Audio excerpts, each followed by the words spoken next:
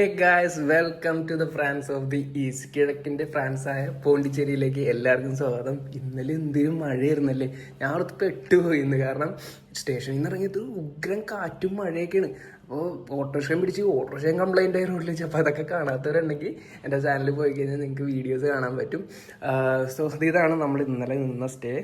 ലാ റൂവേൽ എന്ന് പറയുന്ന ഒരു സ്റ്റേ ആണ്. ലാ റൂവേൽ ഗസ്റ്റ് ഹൗസ്. കുഴപ്പമില്ലാത്തൊരു ക്യൂൻസ് ബെഡാണെന്ന് തോന്നുന്നു. ഈ ക്യൂൻസ് ബെഡ്, ഒരു അലമാരയുണ്ട്, കണ്ണാടി, ബാത്റൂം, അവിടെ ഒരു TV ആൻഡ് ഹൈലൈറ്റ് AC കിടുമായിരുന്നു. പക്ഷേ ഇന്നലെ മഴയതുകൊണ്ട് ഞാൻ AC ഒന്നും ഇട്ടില്ല, ഒടുക്കത്തെ തണുപ്പായിരുന്നു. സോ നമ്മൾ ഇന്ന് പോകാൻ പോണത് വൈറ്റ് ടൗണിലേക്കാണ്. വൈറ്റ് ടൗൺ എന്ന് വെച്ച് കഴിഞ്ഞാൽ പണ്ട് ഫ്രഞ്ച് ഭരണകാലത്ത് ഫ്രഞ്ചുകാർ താമസിച്ചിരുന്ന കോളനി എന്നൊക്കെ പറയാം. അപ്പോൾ ആ കോളനി വിസിറ്റ് ചെയ്യും. അതിൻ്റെ നടുക്കൊരു മോണമെൻ്റ് ഉണ്ട്, ആയി മണ്ഡപം. അപ്പോൾ അതൊക്കെ കാണാനായിട്ടാണ് നമ്മൾ ഇന്ന് പോകാൻ പോണത്. സോ എൻ്റെ ചാനൽ ആദ്യമായിട്ടാണ് നിങ്ങൾ കാണണമെങ്കിൽ സബ്സ്ക്രൈബ് ചെയ്യാനും വീഡിയോ ഇഷ്ടപ്പെടണമെങ്കിൽ ഒന്ന് ലൈക്ക് ചെയ്യാനും ഷെയർ ചെയ്യാനായിട്ട് അതൊന്ന് ഞാൻ ഉറപ്പിക്കണതാണ്. സോ നമുക്ക് പോയാലോ. So let's explore south India തെക്ക് വടക്ക് വിത്ത് ബൂമറാങ്. പുതിയൊരു വീഡിയോയിലേക്ക് എല്ലാവർക്കും സ്വാഗതം.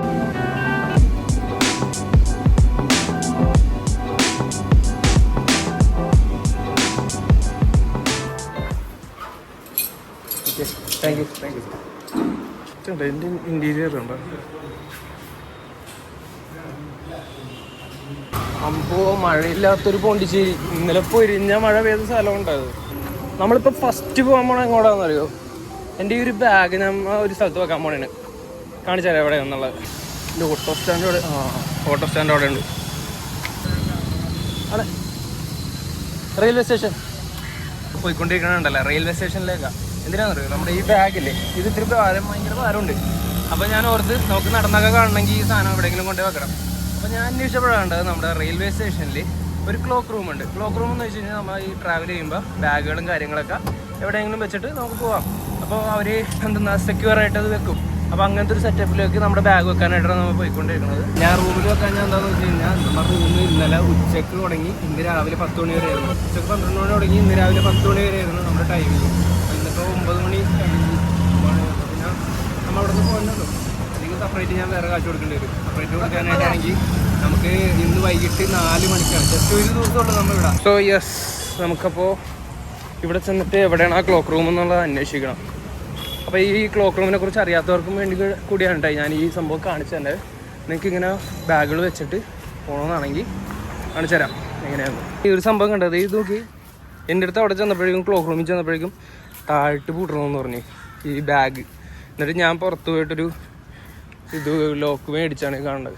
ദൈവമേ, ഗ്യാരണ്ടി ഉണ്ടാവുന്നാവും. നമുക്ക് ഇന്ത്യൻ റെയിൽവേയുടെ അല്ലേ, കുഴപ്പമില്ല, അതുകൊണ്ട് കുഴപ്പമില്ല. വേറെ ഏതെങ്കിലും പാർട്ടിയുടെ ആണെങ്കിൽ നമുക്ക് വിശ്വസിപ്പിക്കാൻ പറ്റില്ല.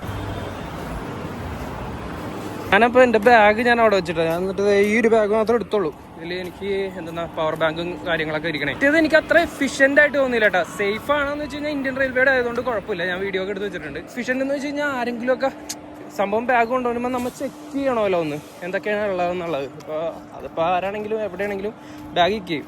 പക്ഷേ ഈ സംഭവമൊന്നുമില്ല. ആൾ വരിക, നമ്മൾ ലോക്ക് ചെയ്ത് കൊടുക്കുക, സംഭവം എടുത്തൊന്നും പോയി പുള്ളി അവിടെ കൊണ്ട് വെച്ച് വല്ല ബോംബൊക്കെ ഉണ്ടെങ്കിൽ തീർന്ന. അപ്പോൾ അതത്ര എഫിഷ്യൻ്റ് ആയിട്ട് എനിക്ക് തോന്നിയില്ല. എനിവേ, നമുക്കപ്പോൾ പോണ്ടിച്ചേരിയിലേക്ക് ഇറങ്ങാം.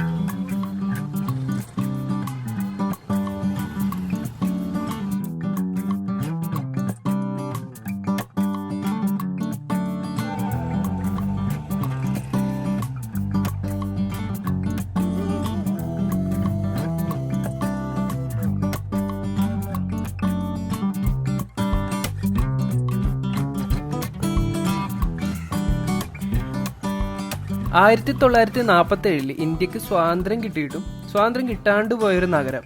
അതെ, അത്രത്തോളം ഫ്രഞ്ചുകാർ ഈ നാടിനോട് ഇഴുകിച്ചേർന്നിരുന്നു. ഈ കാണുന്ന മനോഹരമായ തെരുവിലൂടെയൊക്കെ നടക്കുമ്പോൾ തന്നെ നമുക്ക് മനസ്സിലാകും ഫ്രഞ്ച് അധിനിവേശം എത്രത്തോളം ഈ നാടിനെ സ്വാധീനിച്ചിട്ടുണ്ട്. ഫ്രഞ്ച് ഭരണത്തിന് കീഴിലുണ്ടായിരുന്ന പോണ്ടിച്ചേരി സ്വതന്ത്ര ഇന്ത്യയുടെ ഭാഗമാകുന്നത് 16 വർഷങ്ങൾക്കിപ്പുറം 1963 ജൂലൈ 1-നാണ്. 1954 ഡിഫാക്ടോ കൈമാറ്റം നടന്നെങ്കിലും 9 വർഷങ്ങൾക്ക് ശേഷം 63-ലാണ് ഫ്രാൻസ് പോണ്ടിച്ചേരിയുടെ നിയമപരമായ കൈമാറ്റം നടത്തുകയും പോണ്ടിച്ചേരി യൂണിയൻ ടെറിട്ടറിയുടെ ഭാഗമാവുന്നത്. പൂക്കൾ കൊണ്ടുകൊണ്ടിരിക്കണ്ട, പൂക്കളല്ലേ?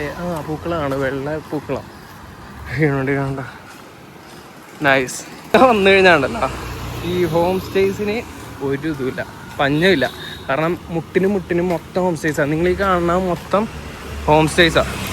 അപ്പുറത്തും ഇപ്പുറത്തും. പിന്നെ റെസ്റ്റോറൻറ്റ്സ്, ചെറിയ കഫേസ്, അങ്ങനെ ആയിരിക്കുമല്ലോ. ഏകദേശം കാണുമ്പോൾ നമ്മുടെ കൊച്ചി പോലെയൊക്കെ തോന്നും. കാരണം കൊച്ചിയിലും ഇതൊക്കെ പോലെ തന്നെ അവർ പോർച്ചുഗീസും അങ്ങനത്തെ ഡച്ചുകാരൊക്കെ വന്നതുകൊണ്ട് അവരും അവരുടേതായ ശൈലിയിൽ. ഇത് പക്ഷേ ഒരു ഇതാണ്ട യൂറോപ്യൻ രീതിയിലാണ് ഈ വൈറ്റ് കോളനി പണിത് വെക്കണത്. ഇതുണ്ട് അതേ ഈ ഒരു സംഭവം മരത്തിൻ്റെ ഇതിലൊക്കെ പണിത് ശരിക്കും ഇന്ത്യൻ ഫ്രഞ്ച് ഡിസൈനാണ്. ഇപ്പോൾ നടന്നു വന്ന ഒരു സ്ട്രീറ്റില്ലേ, അതിനെ പറയണത് ലാബഡോനൈസ് എന്നാണ് കേട്ടോ. അങ്ങനെ തന്നെയാണ് പ്രൊണൗൺസ് ചെയ്യണമെന്ന് എനിക്കറിയില്ല. ലാബഡോനൈസ് എന്നാണ് വിളിക്കുന്നത്. അതിൻ്റെ പുറത്ത് ഒരു RUE എന്ന് എഴുതിയേക്കണുണ്ട് നിങ്ങൾ. അതൊരു ഫ്രഞ്ച് വാക്കാണ് RUE എന്നുള്ളത്. അത് ഇംഗ്ലീഷിൽ നമ്മൾ RU എന്നാണ് വായിക്കുന്നതാണെങ്കിലും ഫ്രഞ്ചിൽ അതിനെ പറയണത് ഹുൾ എന്നാണ്. ഹുൾ. ദ സ്ട്രീറ്റ് എന്ന് പറയുമ്പോൾ ലാ ഹുൾ എന്നാണ് പറയുന്നത്. സ്ട്രീറ്റ് എന്ന് പറയാനായിട്ട് നമ്മൾ ഫ്രഞ്ചുകാർ ഉപയോഗിക്കുന്ന ഒരു വാക്കാണ് ഹുൾ. ഇവിടെയൊക്കെ കുറേ റെസ്റ്റോറൻറ്റ്സ് ഉണ്ട്. ഞാൻ കടന്നു വന്നത് നല്ലൊരു റെസ്റ്റോറൻ്റ് ആണ്, നല്ല കളറൊക്കെ ആയിട്ട്. ഇത് ഏതൊരു ഗവൺമെൻറ് ഓഫീസാണെന്ന് തോന്നുന്നു. എല്ലായിടത്തും ഇതുപോലെ എല്ലാ സ്ട്രീറ്റുകളിലും എന്തേ അറ്റത്ത് എഴുതിയേക്കണേണ്ട, അറ്റത്ത് ഇങ്ങനെ പേര് എഴുതി വെച്ചിട്ടുണ്ട്. വിക്ടർ സൈമൺ എന്നാണ് തോന്നുന്നു അങ്ങനെ എഴുതിയേക്കുന്നത്. ഞാനിപ്പോൾ നിങ്ങൾക്ക് കാണിച്ചുകൊണ്ടിരിക്കണുണ്ടല്ലോ, പണ്ട് ഫ്രഞ്ചുകാർ മെയിനായിട്ട് യൂസ് ചെയ്തിരുന്ന കുറച്ച് സ്ട്രീറ്റുകളാണ്. ഇപ്പോഴും അതേപോലെ തന്നെ ഇപ്പോൾ കൊച്ചിയിലെ ജൂ സ്ട്രീറ്റ് അതുപോലെ ഇപ്പോഴും സംരക്ഷിച്ചേക്കണ ഫ്രഞ്ചുകാരുടെ ഒരു സ്ട്രീറ്റുകൾ അതാണ് ഹുൾ സഫ്രൺ. ഈ ഒരു സ്ട്രീറ്റും ഫേമസ് ആണ്. എനിക്ക് തോന്നുന്നത് ആ കാണുന്ന കടലാണ്, അറ്റത്ത് കടലെത്തി. വാവ്, നോക്കി. ശരിക്കും ഞാൻ വേറൊരു രാജ്യത്തെത്തിയെന്ന് പറയില്ല, കാരണം ഞാൻ വേറൊരു രാജ്യത്ത് പോയിട്ടില്ല. പക്ഷെ എന്നാലും നല്ല വൃത്തിയോടെ നല്ല രസത്തിൽ ടൂറിസ്റ്റുകളെ അട്രാക്ട് ചെയ്യുന്ന രീതിയിൽ തന്നെ. ഇതൊരു സ്കൂളാണ് കേട്ടോ. നോക്കി, സെൻറ്റ് ജോസഫ് ഓഫ് ക്ലാനി മൊntessori സ്കൂൾ. അതൊരു സ്കൂളാണ്, അതാണ് അത്ര ഭംഗിയിൽ വെച്ചേക്കണത്.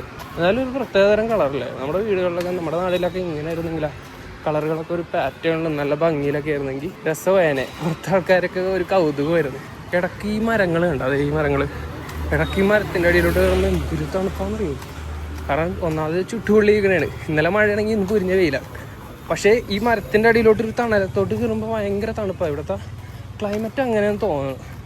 ഈ ബീച്ചിൻ്റെ അടിയത്തായതുകൊണ്ടാണെന്ന് എനിക്കറിയില്ല, പക്ഷേ നല്ലൊരു തണുപ്പുണ്ട്. ഡയറക്ഷൻ്റെ ബോർഡ് വെച്ചിട്ടുണ്ട്. Bharathi park, chamber of commerce, alliance Francaise. കാഴ്ചകളല്ലേ ശരിക്കും പറഞ്ഞാൽ. മലയും കാടൊക്കെ കയറി പോകണമെന്നുണ്ട്, കുറേ കാണാത്ത കാഴ്ചകളൊക്കെ കാണണമെന്നുണ്ട്. പക്ഷേ ഇതും നമ്മൾ കാണാത്ത കാഴ്ചകളല്ലേ. എനിക്കറിയാം കുറേ പേര് ക്യാഷിൻ്റെയും ഇതിൻ്റെയൊക്കെ കാര്യങ്ങൾ കൊണ്ടാണ് ഈ പോകാത്തത്, യാത്ര ഒന്നും പോകാത്തത്. പക്ഷേ ശരിക്കും പറഞ്ഞാൽ നിങ്ങളിപ്പോൾ ഒരു ഒറ്റത്തടിയാണെന്ന് പറഞ്ഞു. ഞാൻ കല്യാണം കഴിച്ചിട്ടില്ല. ഈ ടൈമിൽ നമ്മൾ പണിയെടുക്കുന്ന കാശ് നമ്മൾ എന്ത് ചെയ്യണേണ്? കാശില്ല എന്ന് പറഞ്ഞാൽ ശരിക്കും പറഞ്ഞാൽ ഒരു തട്ടാമുട്ടൻ ന്യായീകരണം മാത്രമാണ്. പണിയെടുക്കുക, എത്ര കൂടിപ്പോയാൽ എത്ര. ഞാൻ ഈ ഒരു യാത്രയുടെ ബഡ്ജറ്റ് പറയാം, എനിക്ക് വന്നത് 3000 രൂപയാണ്. ഒരു പോട്ടെ, ഒരു 4000 രൂപ കിട്ടാം, അതിൽ കൂടുതലായിട്ടില്ല. നിങ്ങൾക്ക് വർക്ക് ചെയ്ത് കഴിഞ്ഞാൽ ഒരു 4000 രൂപ കിട്ടൂലേ? എൻ്റെ യാത്രകളൊക്കെ ചെയ്യണമെന്ന് വെച്ച് കഴിഞ്ഞാൽ ഞാൻ കുറേ കാര്യങ്ങൾ സാക്രിഫൈസ് ചെയ്യും. കുറേ കാര്യങ്ങൾ ഞാൻ അങ്ങനെയൊക്കെയാണ് ചെയ്യണത്. നോക്കി, നല്ല രസമല്ലേ ഈ ഒരു വീട് കാണാൻ. വാവ്, ആ പെയിൻറ്റിൻ്റെ പാറ്റേൺ നോക്കി. ആരൊക്കെ ഫോട്ടോ ഒക്കെ എടുക്കുന്നുണ്ട്, നൈസായിട്ടുണ്ട്. എന്നെ ഈ അടുത്ത് ഒരു പയ്യൻ വിളിച്ചു. അവൻ ജസ്റ്റ് ഡയലിൽ നിന്ന് വിളിച്ചു. അവൻ പറഞ്ഞു ഇങ്ങനെ, ഞാൻ എൻ്റെ അടുത്ത് ചോദിച്ചു എന്താണ് ഇപ്പോൾ ചെയ്യണമെന്ന് ചോദിച്ചപ്പോൾ ഞാൻ പറഞ്ഞു ഇങ്ങനെ ട്രാവൽ ബ്ലോഗറാണ്. അപ്പോൾ അവൻ്റെ പ്രശ്നങ്ങളൊക്കെ പറഞ്ഞു. അവന് ആഗ്രഹമുണ്ട്, പക്ഷെ സ്റ്റാർട്ട് ചെയ്യാമെന്ന് വെച്ചാൽ ഫണ്ടിൻ്റെ പ്രശ്നവും. ഞാൻ അവനോട് പറഞ്ഞു, ബ്രോ നമ്മൾ കുറച്ച് എക്സ്പെൻസീവ് ഡ്രസ്സുകളാണ് അല്ലെങ്കിൽ പകരം വേറെ എന്തെങ്കിലുമൊക്കെ ചെയ്ത് തീർക്കുന്ന കാശുകൾ കൂട്ടി വെച്ച് കഴിഞ്ഞാൽ 10,000-2000 രൂപ ഒരു യാത്ര ചെയ്യാനായിട്ട് 3000 രൂപ മാക്സിമം മതി ഗ്യാരണ്ടി ആയിട്ട് നല്ലൊരു യാത്ര ചെയ്യാനായിട്ട്. ആ ഒരു ഫണ്ട് എടുത്ത് നിങ്ങൾക്ക് ഇപ്പോൾ ട്രാവൽ പാഷൻ ആണെങ്കിൽ ട്രാവൽ വ്ളോഗൊക്കെ ചെയ്യണം, പക്ഷെ കാശില്ല എന്ന് പറയണവരാണെങ്കിൽ പിന്നെ ഒട്ടും പണിക്ക് പോകാണ്ട് ട്രാവൽ വ്ളോഗ് സ്റ്റാർട്ട് ചെയ്യണമെന്ന് പറഞ്ഞു കഴിഞ്ഞാൽ നടക്കൂല കേട്ടോ. അതൊന്ന് ഹട്ട് കണ്ടോ നിങ്ങൾ? അതിൻ്റെ പൊക്കത്തൊരു ഹട്ട് കൊണ്ടുവച്ചാണ് കിളിക്കൂട് പോലെ. ഞാനിപ്പോൾ നിൽക്കുന്നത് റൊമൈൻ റോളൻഡ് എന്ന് പറയുന്ന സ്ട്രീറ്റിലാണ് കേട്ടോ. അപ്പോൾ അതിൻ്റെ പൊക്കത്ത് നോക്കിയപ്പോഴേക്കും ഒരു വീടിൻ്റെ ജംഗ്ഷനിൽ തന്നെ ഒരു കിളിക്കൂട് പോലെ വീട്. അത് നല്ല രസമുണ്ടല്ലേ. എനിക്ക് തോന്നുന്നത് അതെന്തെങ്കിലും കഫേ റെസ്റ്റോറൻറ്റോ എന്തെങ്കിലുമൊക്കെ ആയിരിക്കും, അല്ലെങ്കിൽ അത് തന്നെ ആയിരിക്കും. ഇവിടെയൊക്കെ ഒരുപാട് ആൾക്കാരുണ്ട്, കാരണം ഇതാണ് മെയിൻ സ്ട്രീറ്റ്, ഇവരുടെ ടൂറിസ്റ്റ് കേന്ദ്രം എന്നൊക്കെ പറയാം, വൈറ്റ് ടൗണിൻ്റെ. ഇങ്ങോട്ട് വന്നപ്പോഴേക്കും കുറച്ചും കൂടി തണലായിട്ടാ, നല്ല തണുപ്പുണ്ട്. സീരിയസ്ലി ഈ സംഭവം ഈ തണലത്തോട്ട് കയറുമ്പോൾ ഒരു തണുത്ത കാറ്റടിക്കണം ശരിക്കും പറഞ്ഞാൽ.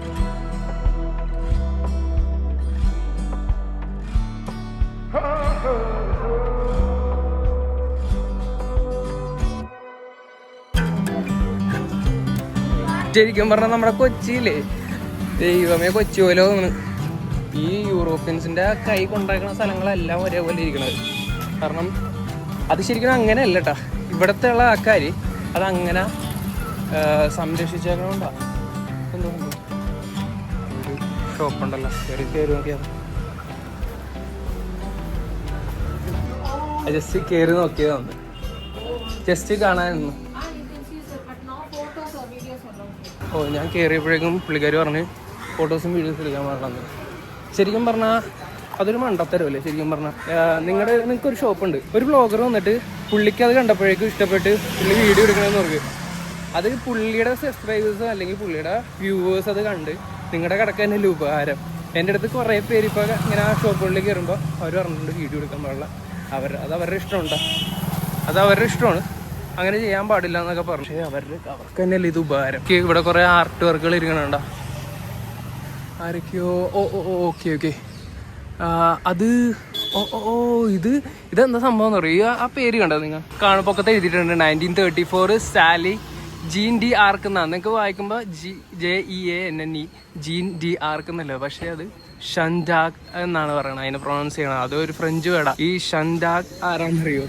ഷൻഡാക് എന്ന് വെച്ച് കഴിഞ്ഞാൽ ഫ്രഞ്ചുകാരുടെ ഒരു ധീര വനിതയാണ്. ശരിക്കും പറഞ്ഞാൽ വീരവനിത. വലിയൊരു ഹിസ്റ്ററി ഉണ്ട് ഈ ഷൻഡാക്കിനെ കുറിച്ച് പറയാനാണെങ്കിൽ. ഒരു പെൺകുട്ടിയാണ്, വെറും 19 വയസ്സുകാരി പെൺകുട്ടിയുടെ ഒരു വലിയ ഹിസ്റ്ററി. അങ്ങനെ ഒരു ബോർഡ് അവിടെ വെച്ചിട്ടില്ലേ, ഇതുപോലെ തന്നെ നമ്മുടെ പോണ്ടിച്ചേരിയിൽ വലിയൊരു മോണമെൻ്റ് ഉണ്ട് ഈ ഷൻഡാക്കിൻ്റെ. നൂറ്റാണ്ടുകൾക്ക് മുമ്പ്, അതായത് 1400 സംതിങ് ആ ഒരു കാലഘട്ടത്തിൽ ഷൻഡാക് എന്ന് പറയുന്ന ഒരു പെൺകുട്ടി ഒരു കർഷക കുടുംബത്തിൽ ജനിച്ചു. ഈ ഷൻഡാക്കിന് ചെറുപ്പത്തിലെ ഒരു 13-14 വയസ്സുള്ളപ്പോഴേക്കും ഒരു ദൈവിക വിളി പോലെ അല്ലെങ്കിൽ ആരോ സംസാരിക്കുന്ന പോലെ ഒരു അനുഭവം ഉണ്ടായി. അതിങ്ങനെയാണ് പറഞ്ഞത്, ഫ്രാൻസിനെ ഇംഗ്ലീഷുകാരുടെ കയ്യിൽ നിന്ന്, അതായത് ബ്രിട്ടീഷുകാരുടെ, ഇവന്മാരെല്ലായിടത്തും പണിയാണല്ലോ, ബ്രിട്ടീഷുകാരുടെ കയ്യിൽ നിന്ന് രക്ഷപ്പെടുത്താനുള്ള ചുമതല നിന്നെയാണ് ഞാൻ ഏൽപ്പിച്ചേക്കണം എന്നുള്ളത് അതൊരു ദൈവിക വിളി പോലെയാണ് കേട്ടത്.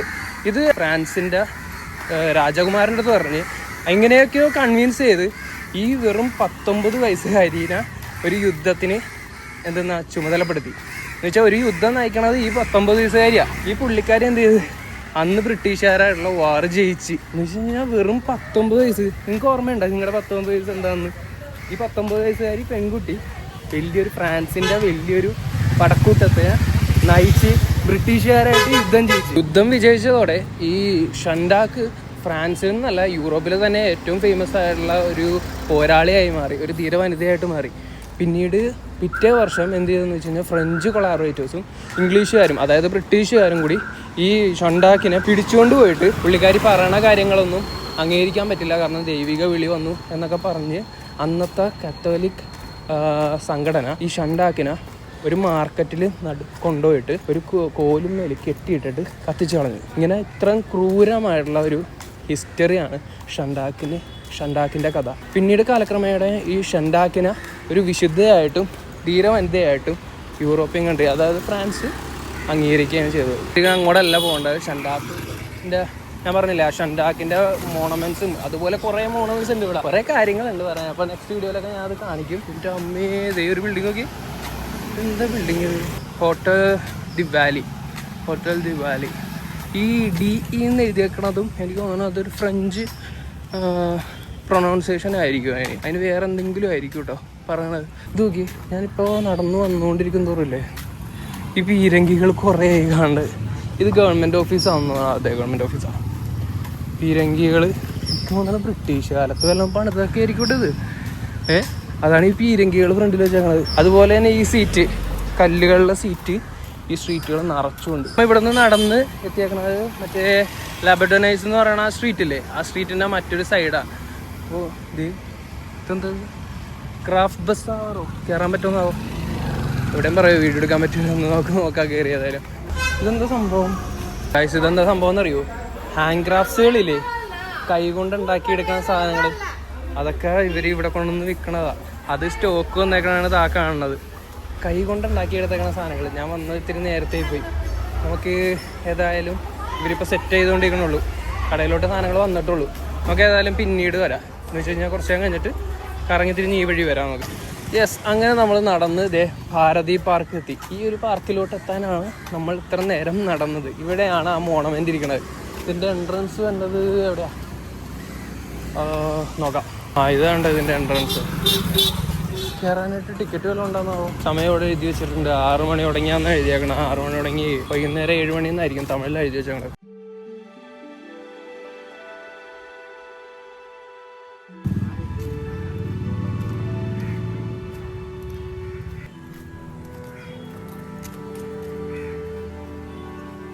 അങ്ങനെ നമ്മൾ കാണാൻ വന്ന മോണമെന്റ് ദേ ഇരിക്കണ്. ഇതാണ് ആയി മണ്ഡപം എന്ന് വെച്ച് കഴിഞ്ഞാൽ ഇതിന്റെ പുറകെ വലിയൊരു ഹിസ്റ്ററി ഉണ്ട്. ചരിത്രം ഉറങ്ങിക്കിടക്കുന്ന ഒരു മണ്ണെന്ന് വേണമെങ്കിൽ പറയാം പോണ്ടിച്ചേരി. നമ്മുടെ നാടുകളിൽ പല സ്ഥലങ്ങളിലും ഇങ്ങനെ ഹിസ്റ്ററിയൊക്കെ ഉറങ്ങിക്കിടക്കുന്ന കുറേ സ്ഥലങ്ങളുണ്ട്. അതിൻ്റെ അകത്തൊരു ശില്പം ഇരിക്കുന്നുണ്ട്.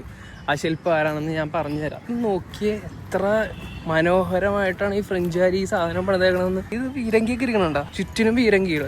അപ്പൊ ഇതിന്റെ പുറകെ ഒരു ഹിസ്റ്ററി ഉണ്ടാവില്ലേ, നല്ല ഉഗ്ര ഹിസ്റ്ററി ഉണ്ടാവില്ലേ? അപ്പൊ ഈ മോണമെന്റിന്റെ പുറകെയുള്ള ഒരു വലിയൊരു കഥ ഞാൻ പറഞ്ഞുതരാം. നൂറ്റാണ്ടുകൾക്ക് മുമ്പ്, അതായത് ഫ്രഞ്ചുകാരും ബ്രിട്ടീഷുകാരും പോർച്ചുഗീസുകാരൊക്കെ നമ്മുടെ നാട്ടിൽ എത്രയിനു മുന്നേ രാജഭരണകാലത്ത് നടക്കുന്ന ഒരു സംഭവമാണിത്. ഒരു രാത്രി കുതിരപ്പുറത്ത് തന്റെ പടയാളികളൊക്കെ ആയിട്ട് സഞ്ചരിച്ചുകൊണ്ടിരുന്ന ഒരു രാജാവ് ദൂരെ നിന്ന് ഭയങ്കര ഒരു വെളിച്ചവും വിളക്കുകളൊക്കെ വെച്ചിട്ടുള്ള ഒരു കെട്ടിടം കാണുകയാണ്. അതൊരു ക്ഷേത്രമാണെന്ന് തെറ്റിദ്ധരിച്ച രാജാവ് അതിന്റെ മുന്നിൽ ചെന്നിട്ട് തൊഴുതു പ്രാർത്ഥിക്കാൻ തുടങ്ങി. രാജാവിന്റെ ഈ ഒരു പ്രവൃത്തി കണ്ട നാട്ടുകാർ രാജാവിനെ നോക്കി പരിഹസിച്ചിരിക്കാൻ തുടങ്ങി. പക്ഷെ സംഭവം എന്താണെന്ന് രാജാവിന് അപ്പോഴും മനസ്സിലായില്ല. അന്വേഷിച്ച് കഴിഞ്ഞപ്പോഴാണ് മനസ്സിലായത് ഇത് ആയി എന്ന് പറയുന്ന ഒരു വേശ്യ സ്ത്രീയുടെ വീടാണെന്ന്. അപ്പൊ ഈ ഒരു കാര്യം പറഞ്ഞ രാജാവ് ശരിക്കും കോപിഷ്ഠനായി. കാരണം തന്റെ ജനങ്ങളുടെ മുമ്പിലാണ് താൻ ഇങ്ങനെ നാണം കെട്ടത്. അപ്പൊ ഈ ഒരു ദേഷ്യത്തില് ആയിയുടെ വീട് അങ്ങ് പൊളിച്ചു കളയാൻ വേണ്ടി ഉത്തരവ് പറഞ്ഞു. പക്ഷെ ഈ ആയി എന്ന് പറയുന്ന സ്ത്രീ തൊഴിലുകൊണ്ട് മറ്റുള്ളവരുടെ മുമ്പിൽ മോശക്കാരിയായിരുന്നെങ്കിലും ആയി ഒരു പാവം സ്ത്രീയായിരുന്നു. രാജാവിന്റെ ഈ ഒരു ഉത്തരവ് പറഞ്ഞ് ആയി തന്റെ വീട് സ്വയം പൊളിച്ചു കളഞ്ഞ് പകരം അവിടെ ഒരു കിണർ പണിതോളാന്ന് രാജാവിനോട് പറഞ്ഞു. അപ്പൊ ഇതൊക്കെയാണ് ആയി എന്ന് പറയുന്ന സ്ത്രീനെ കുറിച്ചുള്ള കഥകള്. പക്ഷെ നമ്മളിപ്പോ കണ്ടുകൊണ്ടിരിക്കുന്ന ഈ ഒരു മോണമെന്റ് അതിനൊക്കെ ഒരുപാട് ശേഷം 16-ാം നൂറ്റാണ്ടിലാണ് സ്ഥാപിക്കുന്നത്.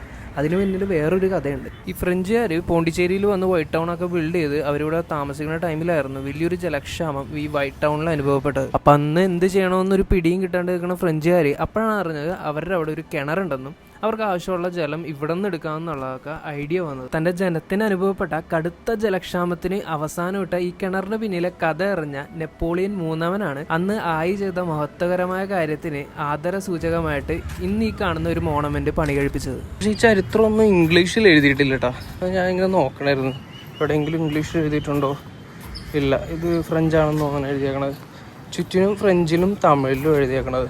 നൂറ്റാണ്ടുകൾ മുമ്പ് പണിതാണല്ലേ, അപ്പോൾ അത് മതിയായിരിക്കും അവർ ചെയ്തിട്ടുണ്ടാവും. അത്ര ഇവിടെ ലൈറ്റൊക്കെ ഉണ്ടെന്ന് തോന്നട്ടോ. പക്ഷെ എനിക്കൊരു ശോകം അടിച്ചത് ഒന്ന് വാഷ് ചെയ്തിട്ടായിരുന്നു. ഇതൊക്കെ കഴുകി ഒന്ന് പെയിന്റ് അടിച്ചിട്ടിരുന്നെങ്കിൽ നന്നായേനെ. ഇനിയിപ്പോൾ ചരിത്രം അതുപോലെ തന്നെ നിൽക്കണം എന്നറിയാൻ വേണ്ടിയാണെന്ന് എനിക്കറിയില്ല ഇങ്ങനെ പായലടിപ്പിച്ചിട്ടേക്കണത്. എന്നാലും അത് തൂണുകളൊക്കെ പൊളിഞ്ഞു തുടങ്ങിയിട്ടോ അവിടെ.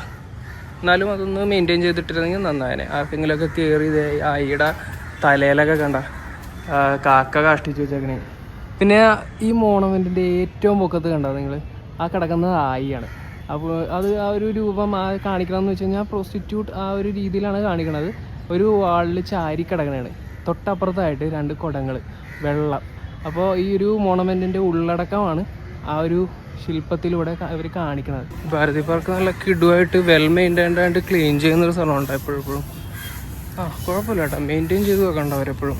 ഇറങ്ങി വന്നപ്പോഴാണ് ഞാനിവിടെ ഈ ഒരു എഴുത്ത് കാണുന്നത്. എന്താണ് ഭാരതി പാർക്ക്, ഭാരതി പാർക്കിൽ എന്തൊക്കെ ഉണ്ടായിരുന്നു, ഏതൊക്കെ കാലഘട്ടത്തിലായിരുന്നു ആ മോണമെന്റ്, നമ്മിപ്പോൾ കണ്ടുവന്ന ആയി മണ്ഡപത്തിന്റെ മോണമെന്റിന്റെ ഹിസ്റ്ററി, അങ്ങനെ കുറേ കാര്യങ്ങൾ ഇതിൽ പറയണതനുസരിച്ചാണെങ്കിൽ 16th സെഞ്ച്വറിയിലാണ് ഈ ഒരു മോണമെന്റ് പണിതേക്കുന്നത്. അത് 5 കിലോമീറ്ററോളം വെസ്റ്റ് ഓഫ് ദ ടൗൺ, അതും ടൗണിൻ്റെ പടിഞ്ഞാറ് ഭാഗത്തിൽ 5 കിലോമീറ്ററോളം ഉള്ള ആൾക്കാർക്ക് ആ വെള്ളം കൊടുത്തിരുന്നെന്നാണ് ഇതിൽ പറഞ്ഞേക്കുന്നത്. ഉണ്ടല്ലേ, ഈ ഒരു എഴുത്ത് പ്രകാരമാണെങ്കിൽ നമ്മൾ ഇന്ന് ഈ കാണുന്ന ഈ ഭാരതി പാർക്ക് ഉണ്ടല്ലോ, നൂറ്റാണ്ടുകൾക്ക് മുമ്പ് മിലിറ്ററിക്കാരുടെ ട്രെയിനിങ്ങുകൾക്കും ഫ്രഞ്ച് സെലിബ്രേഷൻസിനൊക്കെ വേണ്ടി യൂസ് ചെയ്തിരുന്ന ഒരു പാർക്കായിരുന്നു കേട്ടോ. അന്ന് ഈ മരങ്ങളൊന്നുമില്ല. ഈ മരങ്ങളൊക്കെ വന്നത് 1946 നട്ടുപിടിപ്പിച്ചത്. അതിനു മുമ്പ് വെറുതെ ഒരു പറമ്പായിരുന്നു അത്. എന്താണല്ലേ, നമ്മളറിയാതെ നമ്മുടെ നാട്ടിൽ എന്തോരം വലിയ ഹിസ്റ്ററീസാണ് ഉള്ളത്. അച്ഛനൊരു സംഭവം അറിയും, ഞാൻ ഐസ്ക്രീം മേടിച്ച് പേയ്മെൻറ്റ് ചെയ്യാൻ നോക്കിയപ്പോഴേക്കും റേഞ്ച് ഇല്ല. ഇവിടെ ജിയോ എയർടെലിനൊക്കെ മാത്രമേ ഉള്ളൂ, ഈ VIക്കൊന്നും ഇതില്ല, റേഞ്ചില്ല. ഭയങ്കര ചൂടാ ഗൈസ്. നമ്മളങ്ങനെ ഭാരതി പാർക്കും ആയി മണ്ഡപമൊക്കെ കണ്ട് ഞാൻ ഇപ്പോൾ ഒരു വെള്ളം കുടിക്കാനായിട്ടൊരു കഫേയിൽ കയറിയതാണ്. അപ്പോൾ അതിൻ്റെ പുറകിലൊക്കെ ഈ യാത്രയിൽ ഒരു പ്രത്യേകത ഉണ്ട്. ഞാൻ ആദ്യമായിട്ട് ബേ ഓഫ് ബംഗാൾ കണ്ടതാണ്.